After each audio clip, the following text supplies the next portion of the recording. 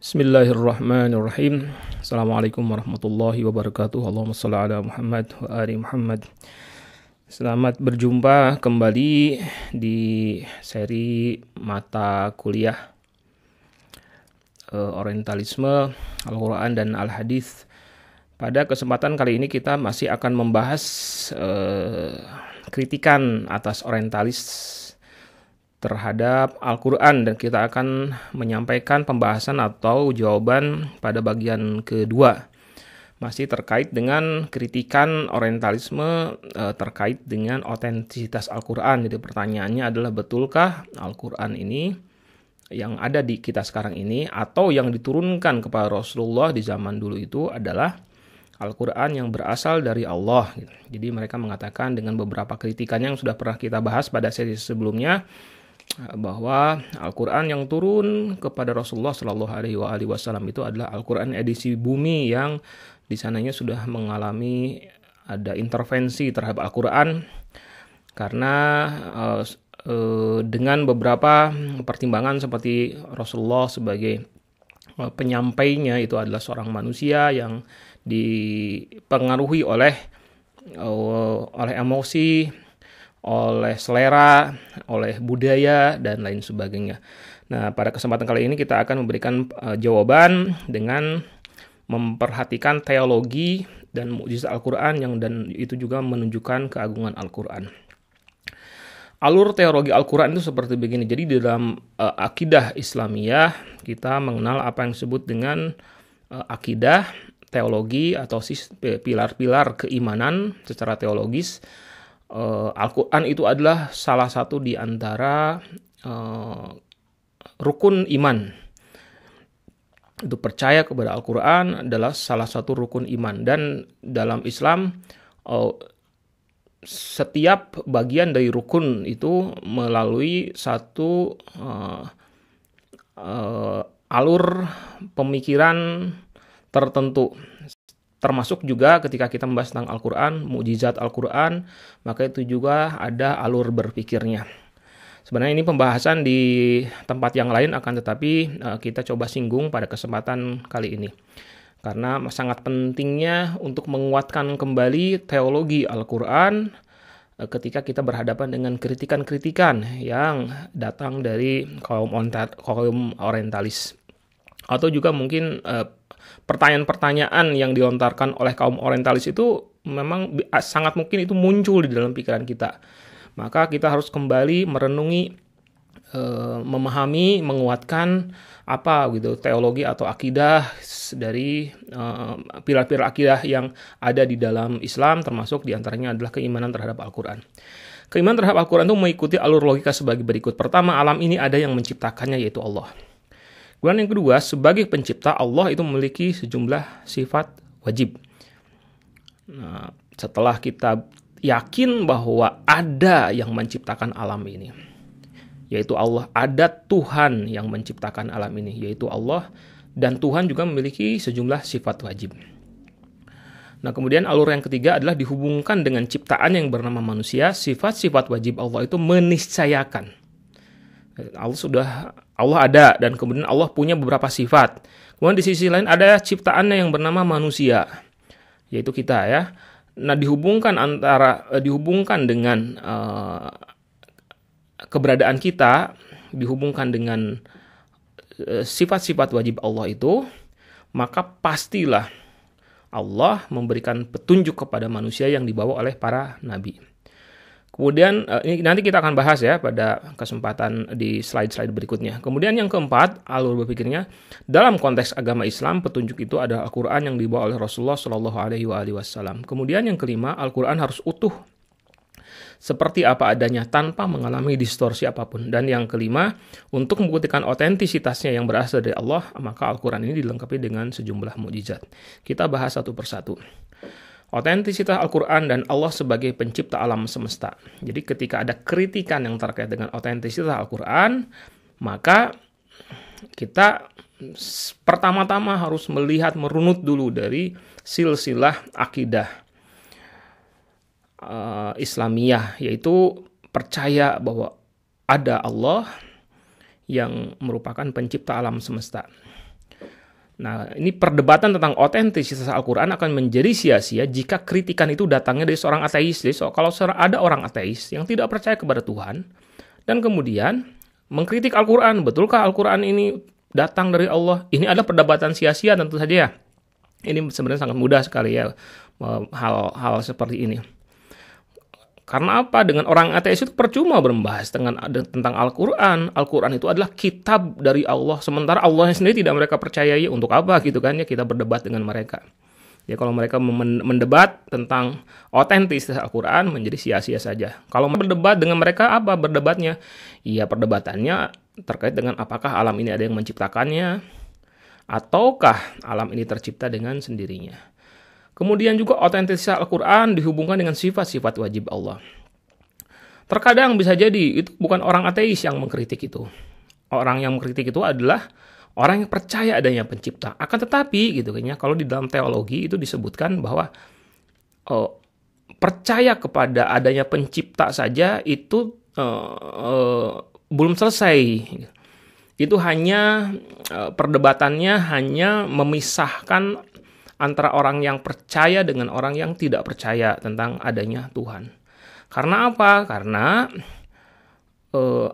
kadang gitu cukup banyak orang yang percaya bahwa Tuhan itu ada, akan tetapi yang diimani dari Tuhan itu hanyalah satu saja, yaitu Tuhan sebagai Maha Pencipta. Jadi dia tahu bahwa dia yakin bahwa alam semesta ini tidak mungkin tercipta dengan sendirinya, pasti ada yang menciptakannya. Akan tetapi yang Maha Pencipta itu tidak memiliki sifat-sifat yang lain. Yang paling penting adalah Maha Merawat. Jadi seperti ada yang mengatakan bahwa Allah menciptakan manusia itu seperti menciptakan jam misalnya ya, yang kalau sudah diputar dan sudah dibuatkan dan kemudian diputar, maka jam akan bergerak dengan sendirinya, sudah ditinggalkan. Ada yang mengatakan seperti itu. Allah pencipta, tapi Allah bukan Rob, bukan yang mengurusi, merawat alam semesta ini. Karena itu maka Allah itu tidak memberikan rizki, gitu ya. Bukan Allah yang menentukan rizki. Rizki harus dibuat, silahkan si makhluk ini mencari rizkinya sendiri gitu, tanpa perlu adanya pemberi rizki gitu. Juga Allah tidak memberikan petunjuk. Nah, misalnya Allah itu bukanlah zat yang maha pemberi petunjuk dan lain sebagainya. Nah, kritikan yang datang dari orang seperti ini pun, misalnya ada mengkritik, Al-Quran ini tidak otentik, berasal dari Allah. Terus dia gimana terhadap Allah? Dia percaya sama Allah, bahwa Allah itu ada, Tuhan itu ada. Tapi dia tidak percaya bahwa Tuhan itu maha pemberi petunjuk. Ya sudah, ini juga perdebatan yang sia-sia dengan orang seperti itu. Tidak perlu ditanggapi, tidak layak untuk ditanggapi. Dengan mereka perdebatannya adalah terkait dengan keniscayaan sifat-sifat Tuhan. Ya. Kemudian berikutnya lagi, otentisitas Al-Quran itu dihubungkan dengan fakta keterbatasan manusia. Ini juga sangat penting ya di dalam alur berpikir teologis yang terkait dengan pilar-pilar agama. Ada orang yang percaya kepada Allah dengan segala sifat-sifatnya. Jadi dia percaya bahwa Allah memang ada. Allah itu satu, bahkan Allah itu maha pemberi rizki, maha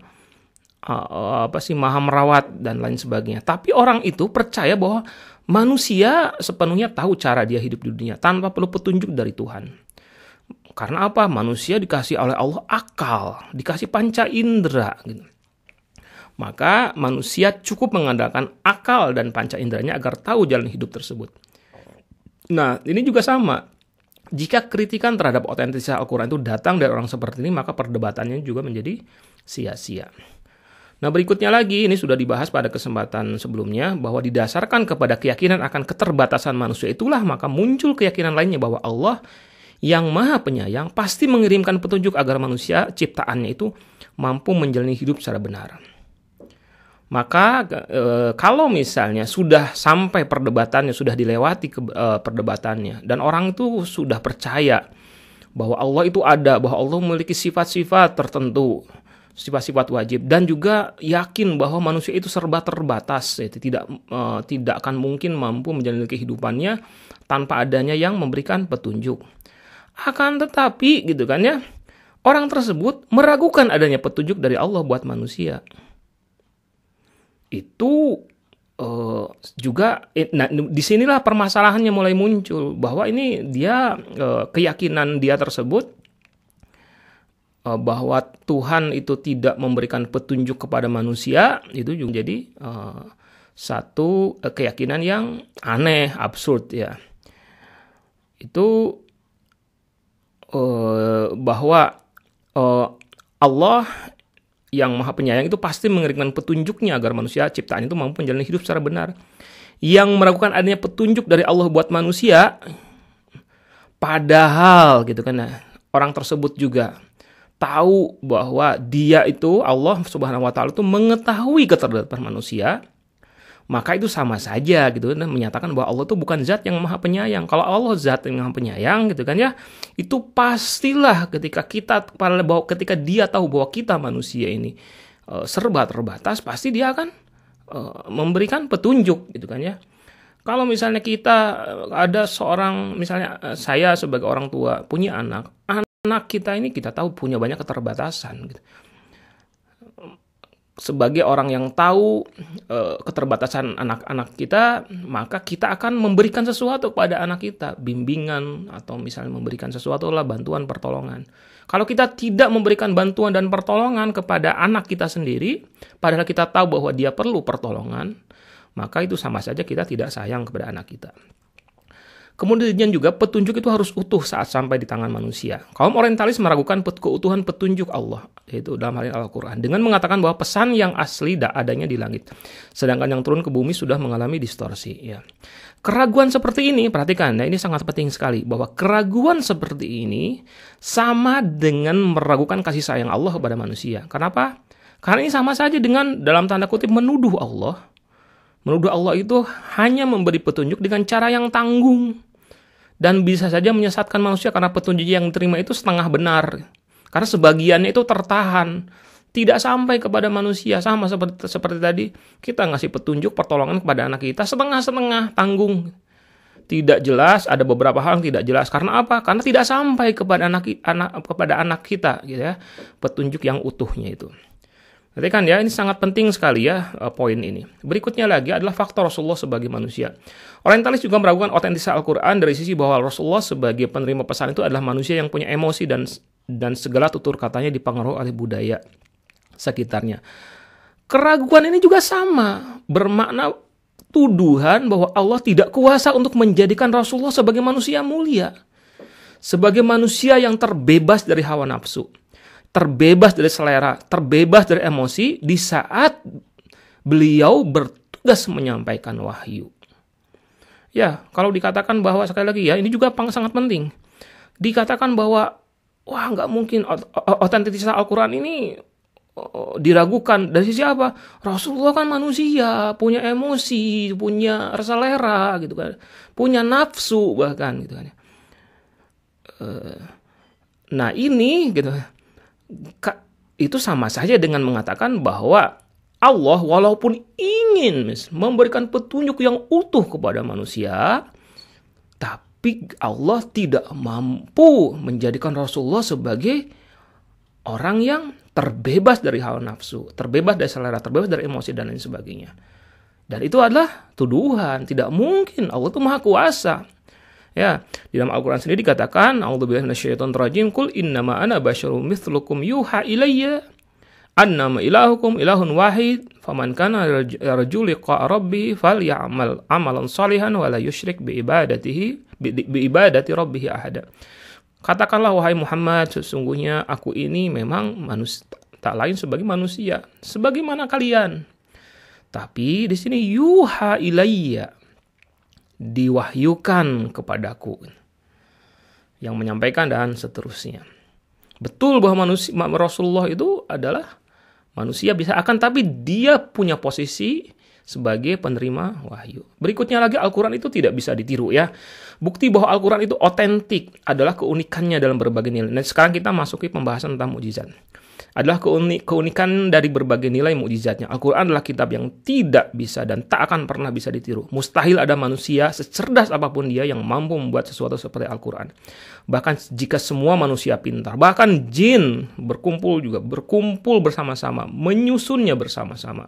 Al-Quran sudah mengatakan, A'udzubillahi minasyaitonirrajim, Qul la ini jitama'atil insu wal jinnu ala ayyatu bimithli hadzal Qur'an wa la ya'tuna bimithlihi walau kana ba'dhum li ba'din zahira.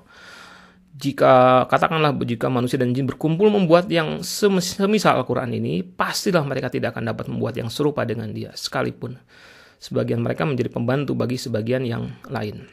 Nah, ini kemustahilan peniruan Al-Quran ini adalah salah satu bukti bahwa Al-Quran itu adalah otentik.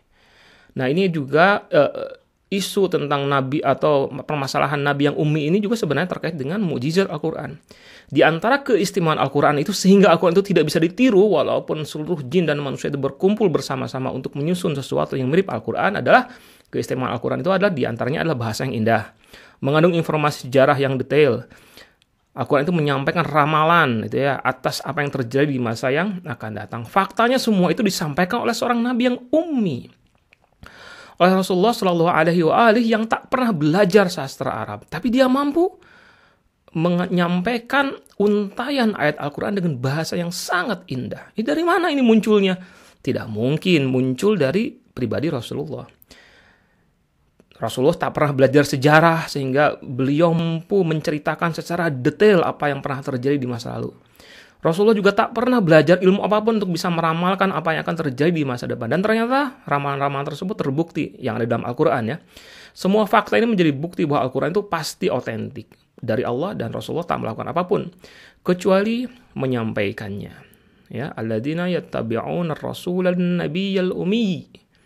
Itu adalah orang-orang yang beruntung, adalah orang-orang yang mengikuti Rasul, Nabi yang ummi.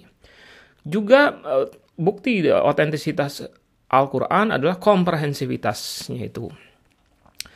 Sebagai kitab petunjuk, Al-Quran adalah kitab petunjuk yang sempurna. Tak ada satupun masalah dalam kehidupan manusia kecuali ada petunjuknya di dalam Al-Quran. Semua masalah, apa saja silakan dirujuk Al-Quran, ternyata ada. Ayat Al-Quran juga memberikan jawaban atas setiap pertanyaan hidup manusia sepanjang masa. Ada masalah apapun juga ada jawaban dalam Al-Quran. Maka jika diasumsikan, ya sebagaimana tuduhan orientalis itu, bahwa ada intervensi Rasulullah sebagai manusia biasa di dalam konten Al-Quran, kan itu tidak mungkin akan tercipta sebuah kitab yang sedemikian komprehensifnya. A'udzubillahi minasyaitonirrajim wa nazzalna 'alaikal kitaba tibyanan likulli syai', dan kami turunkan kepadamu wahai Muhammad Alkitab yang memberikan penjelasan atas segala sesuatu. Wahuda warahmah wa busyra lil muslimin, dan juga Al-Quran ini sebagai petunjuk, rahmat ya, kebaikan, dan juga berita gembira bagi orang-orang Islam. Juga Al-Quran itu adalah kitab yang sempurna tanpa cacat atau kontradiksi internal. Seluruh ayat Al-Quran membentuk kesatuan yang utuh tanpa adanya pertentangan sedikit pun di dalamnya. Maka jika diasumsikan, sekali lagi jika diasumsikan bahwa ada intervensi dari Rasulullah Shallallahu Alaihi Wasallam terhadap konten Al-Quran, pastilah ada saja ayat-ayat yang bertentangan. Ya, kalau kita sendiri dalam kehidupan kita gitu kan, kalau kita membuat sebuah tulisan, itu apa yang kita tuliskan sekarang, yang saya tuliskan sekarang dengan apa yang saya tuliskan beberapa tahun yang lalu sangat mungkin ada pertentangan. Bahkan kalau kita menulis satu artikel, satu jurnal, itu di dalamnya ada saja banyak kelemahan-kelemahan dan pertentangan. Itu sangat biasa. Itulah watak dari sebuah karya tulis yang muncul murni dari manusia, pemikiran manusia. Pasti saja ada hal yang bertentangannya. Tapi Al-Quran dengan ribuan ayatnya itu, ayat-ayatnya tidak ada yang bertentangan. Bukannya bertentangan, maka bahkan Al-Quran itu malah saling menguatkan satu sama lain. Maka kesimpulannya Al-Quran itu pastilah datangnya dari Allah. A'udzubillahi minasyaitonirrajim. Afala yatadabbaruna al-Qur'an Tidakkah kalian merenungi ayat-ayat Al-Quran? Walau kana min indi ghairillah lawajadu fihi ikhtilafan katsirah. Seandainya itu datangnya dari sisi bukan dari Allah, maka pastilah mereka akan mendapati di dalamnya pertentangan yang sangat banyak. Itulah yang bisa saya sampaikan. Assalamualaikum warahmatullahi wabarakatuh.